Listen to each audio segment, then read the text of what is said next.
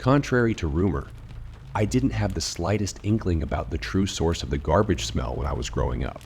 I believed my father when he told me it was just the pipes in the walls. You see, I had a very ordinary girlhood, playing with other children in our quiet little cul-de-sac in our sleepy neighborhood, shaded by oak and sycamore trees. There were whispers, of course, of a predator and an undercurrent of fear. But like most children, I remained blissfully secure in my certainty that the adults in my life would protect me. Indeed, in all my wildest imaginings, I couldn't have conceived that behind my father's gentle smile was a man who could murder my playmates in cold blood, chop apart their bodies, and stash them behind the walls. But there were signs. He kept an axe downstairs in the basement, always sharp, yet we had no chimney, fireplace, or any wood to chop. Our home underwent frequent renovations to fix leaky pipes or add improvements like false walls. Strangely, it was often after these adjustments that a rank, rotting odor would permeate. When my father finally confessed, I learned that the murders began long before my first memories of the disappearances. Began before I was born. In fact, it was my mother who was afflicted. He never knew where the affliction came from. Just after I was born, several days after, in fact, she tried to strangle me. He saved me just in time, and she was hospitalized for postpartum psychosis. My father bottle-fed me as my sole caretaker during my mother's intensive treatment. She came back restored, and their lives returned to the normal joy of newlyweds with a cherished infant, until the evening he found her bleeding out in the bathtub and me unresponsive, drowning beside her. Frantic, he scooped me out and rushed to revive me. I wept when I finally coughed and drew breath. He screamed at my mother while desperately trying to bind her wrists, but she grabbed hold of him and said, sobbing, I tried. All I wanted was an ordinary, normal life. Then she whispered something to him that, in the moment, he assumed must have been a sign of her madness. She bled out before he could save her. What did she say? I asked, sitting across from him in the cramped interview room where he confessed to me. She was sorry, but it wouldn't let her die without. His next words were mumbled so quietly that I missed them. It? I echoed. It made me do all this. I had to do it. It wanted me to hurt you. Dad, what is it? You're saying you're possessed, that it's some kind of demon. He sighed. His fingers, dark with blood from picking at the scabs on his arms, ran through his unwashed hair. It was strange to see him in such a filthy state. He was normally so well kept, almost effeted. A demon. Yes, he said tiredly. So why didn't you try an exorcism? Call a priest or something. The whole demon excuse sounded like bullshit. I tried, he burst. Don't you think I tried? It started right after your mother died. These small, tiny urges, almost insignificant. I'd see you sleeping so soundly there, and I'd think, what if I put the pillow over her? What if I squeezed her tiny little hand until it bled? What if I squeezed her tiny little hand until it bled? What, instead of tickling the toes, I just bit them off? Dad, I recoiled, disgusted. I didn't want these thoughts, he shouted, fingers curled into claws that he raked across the back of his neck. I didn't want them. They came in, and they got louder, more insistent. I couldn't tune them out. I don't know what it was, or I thought it was just a sickness in me. I went to the doctor, psychiatrists. I doped myself up. I tried priests and prayer. And yes, I did a fucking exorcism. My father never swore. It was strange to hear it coming from his mouth. I tried all of it, but it wouldn't stop. The only thing that kept the voices quiet was what? I asked as he got this far away. Haunted look. And I knew he was reliving something. Reliving what though? Killing children, taking apart their small bodies, burying them in the walls. I shuddered, sickened. Was what, Dad? Giving in, he said finally, his eyelids fluttering closed. Giving in? I repeated. So what? You just started stalking children. No. It was gradual. I started with animals. The pig, I said, color draining from my face as I remembered his first attempt to teach me butchery at age 7. No, long before that. I started with chickens. He sighed. I discovered that killing, any kind of killing, left me free for a while, but within a few months, the whispers would come back louder, and I'd have to escalate. Like upping a dosage. He rubbed. Finally, I understood the strange black moods that gripped your mother, brewing until she, don't you blame her, I growled, clenching my fists. What happened to her was tragic. Don't you dare pretend you're like her. Oh, Sadie. He shook his head. Of course I'm not like her. If I were, you'd be just another family secret, buried like your dead aunt or like what Uncle Rudy did to that girl, conveniently forgotten so your grandparents could pretend to have perfect families. Your dead mother was a pretty picture on your dresser. Tragically, she passed from illness, as they always said. But it wasn't like that when she was alive. She was funny, smart, and charming, but also deeply difficult, since you're asking for a confession, Sadie. The murders in our family didn't start with me. Everything began with her.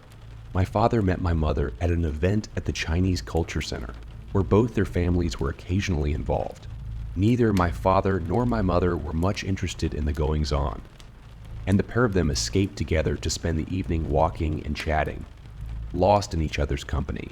They fell very quickly in love, and conceived me out of wedlock, much to the chagrin of both their families. They married to appease the older generations, but by all accounts, they were happy. Happy, that is, except for the shadow that descended over my mother. One night, my father told me, as she lay in bed beside him, her belly round and heavy with me, she asked him if he was superstitious. Did he believe in spirits? Demons? What about the idea that twins could feel each other after death? No, he said. I don't believe in any of those things. Why are you asking? I bet, she said with a strange and strained smile. You didn't know I had a twin sister. He didn't. In fact, he thought she was joking at first.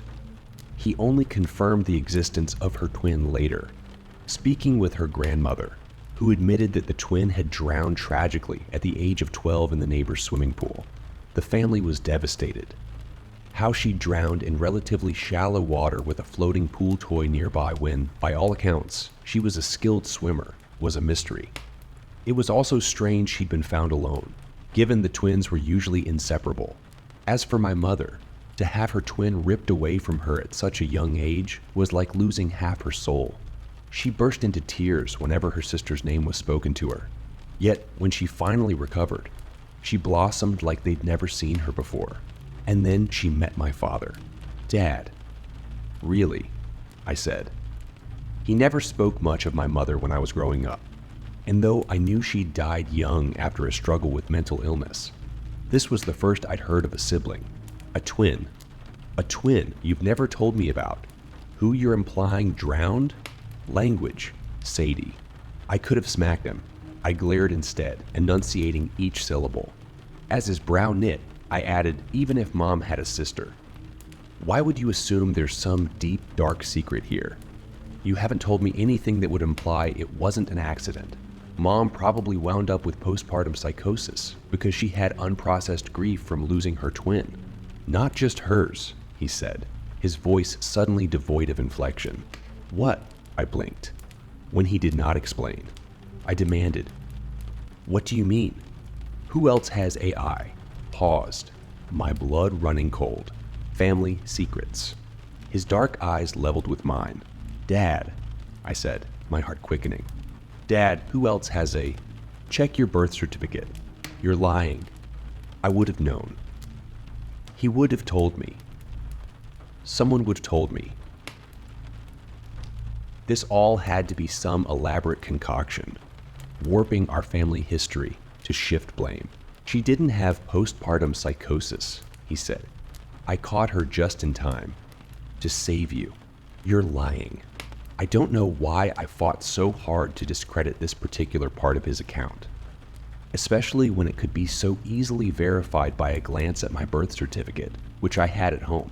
I suppose because it shattered the image, pre-children on the walls, that I'd had of our family, like biting into a perfectly red and beautiful apple, only to find that inside it's black and rotten. Everything I knew about my parents was a lie. Really, it was a carefully curated image. And while I'd already given up on having a good father, I didn't want to lose the ideal I held for my mother either. I couldn't actually remember her, of course. There were only photographs of a beautiful young woman with an angelic smile, always with a flower in her long, glossy hair. Growing up, I used to kiss her picture goodnight, entranced by the tale of a young woman dying of a tragic illness. I suppose I imagined that she would have been the perfect parent if she had lived. My father, who raised me with enough loving kindness to almost match my imaginary version of my mother, never disillusioned me about her perfection, until now. His lips pursed and his head cocked at my denial. Then he said, "Excuse me." Turning away, he slammed his fist so hard into the table that I heard the crack of his knuckles as he broke them. I gasped, recoiling, as he hunched over his broken hand with his teeth clenched at the pain, his eyes tearing and saliva and blood bubbling at his mouth. Then he sat up, cradling the broken hand, and said, "It was telling me to smash your face in." "Fuck," I breathed. "Now then, the children. Why did I start killing children?" That's what you really want to know. I didn't. I didn't want to know. But the officers who were monitoring our discussion would be appalled if I abandoned the interview now, just as he was approaching the critical point. So I told him I needed a bathroom break. I fled and leaned over the bathroom sink, splashing cold water on my face from the faucet. I closed my eyes and put my head down, pretending for a few minutes that I was anywhere but here, interviewing my axe-murderer father about secrets I wished I'd never unearthed. Finally, I forced myself to look in the mirror, into the face that had my mother's high cheekbones and my father's narrow eyes. The pair of them really had been a picture perfect couple. What other rot would I expose if I dug deeper? Finally, I marched back out to the interview room to face the monster and my father. "I nearly suffocated you when you were 5 years old," he said without preamble. What? I had no memory of this. You were asking me a question. Just some innocent questions. You had thousands of questions in those days. And suddenly rage seized me, and I just grabbed your face and cupped my hand over your nose and mouth, like this.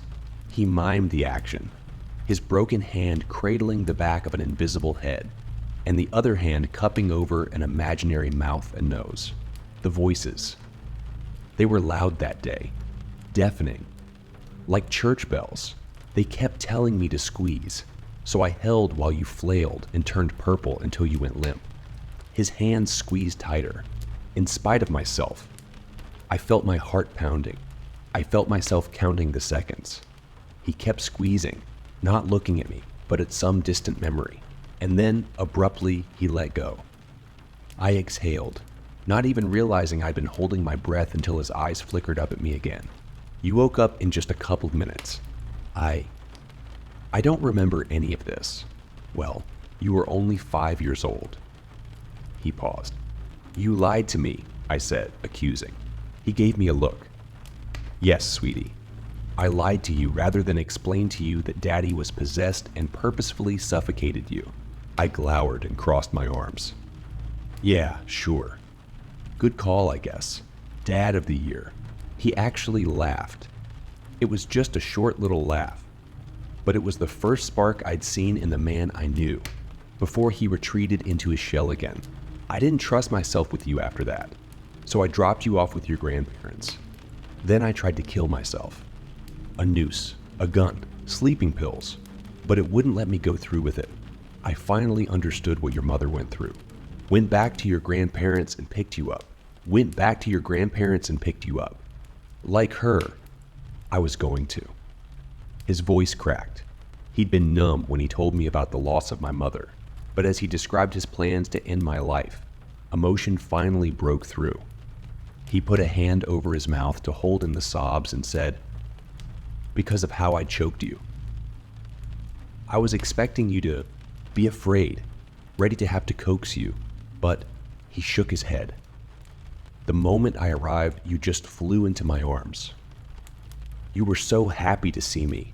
Daddy, Daddy, you said, so excited to be coming home with me, beaming and smiling, aiming and smiling, and I just..." He blinked quickly. I knew then that I was going to fight it. For a little while, just you were enough to keep away the darkness. He was crying now. I reached across and he squeezed my hand, his fingers dirty and his nails crusted with blood. Then he let go, reached down, grabbed his shirt, and pulled it up over his head. I gaped, shrinking back. He'd always been so proper. Always in a button-down and usually a tie. I'd never seen him shirtless, not even at the beach. His entire torso, front and back, was covered in crisscrossing scars. Some deep, some shallow, some very fresh, but most quite old. Hearing me suck in a breath, pulled his shirt back on. I did try to fight it in all kinds of ways, but he shrugged. And then, having finished the account of our family, he told me about how his own murders began. If you are here for all of the grisly specifics of each particular murder, which wall he tore open, and which implements he used to take which bodies apart, you are in the wrong place. My goal isn't to titillate with a gruesome recounting, but to understand why. Why on the walls? Why specifically children? In any case, my father spared me the worst of the details. That part of his confession he saved for the police. But as to the matter of why, I must begin with Mary Lewis. Her murder was unplanned. The voices were particularly loud that day, he said of Mary. I really did mean to send her straight home. But she mentioned her mother was napping and how bored she was, so she came over. I realized no one was likely to notice her missing just yet, and he rubbed his face, unable to look at me. I hid her in the bushes behind the house until you were asleep, and then I chopped her up and put her in the freezer. That's when you caught me, when I was cleaning. Did you black out? I interrupted, trying not to listen, even as every detail burned into my mind. No, he admitted. No, it's more like a light switch turning off. A part of me just dims, while the voices turn up. Sometimes it's hard to know what's me and what isn't. The fact I can't distinguish. This explanation didn't inspire much comfort. Once the part of him that was himself switched back on and the voices dimmed down, he panicked. Her body couldn't remain forever in the freezer, nor did he want to risk burying her in the yard and leaving freshly disturbed soil. But of course, my father was an architect. He was very, very good with compartments and compartmentalizing. As soon as I was back at school, he cleared out the closet under the stairs, walling it in so that the space was a foot shorter on the interior. A difference so subtle you couldn't even see it with the usual boxes and bins stored under there. What he didn't mention, but that I remember growing up, is that he'd been genuinely fond of Mary. He kept the drawings she'd made for him and a little jar with feathers and some pretty stones she'd collected. I believed it was genuine when he sent flowers and letters of condolence to the family. But at the same time, as he appeared to mourn her, he stepped over her body every night, going up and down that staircase, as did I unwittingly. Eventually, the horror faded, he said. I realized I wasn't going to get caught, and I could almost pretend it was someone else who'd done it. For the first time, the very first time in years, I had. He closed his eyes and lifted his face toward the ceiling. The absolute perfection of that quiet. You have no idea, Sadie, how blessed that quiet was. I didn't speak. His eyelids fluttered open, and he returned his gaze to me. Afterward, when the voices came back, I started to plan the murders whenever the voices got loud. The rest, I think you can put together. I sat there perfectly still. Now that he'd stopped talking, It hit me all at once. Horror at the nature of his crimes and horror at the reason behind them. I couldn't process it all. Not right then. There. In that room.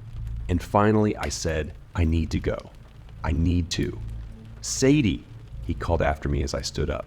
I looked back, sure that he was going to once again apologize, that he was going to tell me he loved me, that he was going to say he tried, and he was so sorry, and beg my forgiveness. But he didn't say any of that.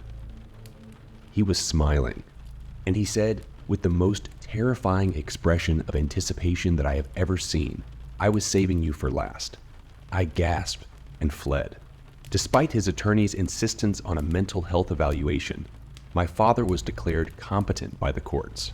He entered a guilty plea and seemed unsurprised, relieved even, when he was issued a death sentence. His time on death row was mostly spent in isolation.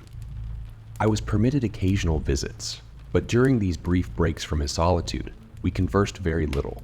He'd ask how I was doing, trying to make sure I was keeping my grades up as I entered college. But then he'd go quiet. The rest of the time would just be the two of us sitting in silence while he bowed his head and slumped against the table. On my last visit, my father asked me if I believed his account. I didn't know what to say. I wasn't in the habit of lying, and he almost always saw through me anyway. I just looked at him sadly. Finally, I said, I don't know, Dad. Am I just a monster? Are you? I wondered. He sighed and whispered, I don't know either. But if it's genetic, you should probably go and get yourself regular visits with a psychiatrist. Given the affliction of both myself and your mother, I'm already seeing someone. Did he think I wasn't after all of this? He rubbed his eyes. He seemed very tired. Finally, he said, You know, Sadie, through everything your mother went through, and now me, the doctors told me demons can't be real. If there were ghouls, demons, spirits, or ghosts, there'd be evidence. But murderers, child abusers, delusional psychopaths, serial killers, these are all real. And so I must be one of these evil men.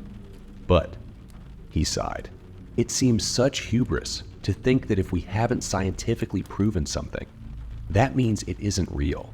I mean, supposing there were things beyond our understanding. Things like I've told you. What do you think would happen when someone who's got what I've got told the world?